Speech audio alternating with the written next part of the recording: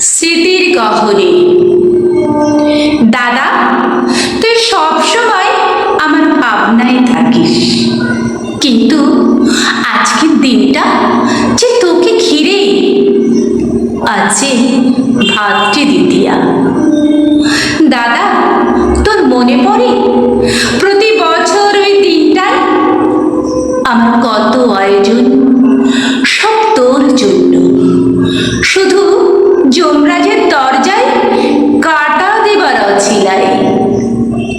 সকাল থেকে উপোস করে চন্দন বাটা আর মিষ্টি নিয়ে। কিন্তু কিন্তু পারলাম না দাদা, আমি পারলাম না।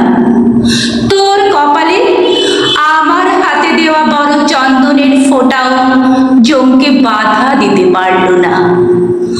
হারিয়ে গেলি, হারিয়ে গেলি তুই নীল আকাশের নীলিমায় এই দিনে। দাদা, তুই শুনতে পাচ্ছিস? শুনছিস তুই? দাদা, তুই শুনতে পাচ্ছিস? শুনছিস তুই? আজও ভাতৃদ্বিতীয়ার সন্ধ্যেতে আমি দেওয়ালে আঁকি বড় করে চন্দনের টিপ।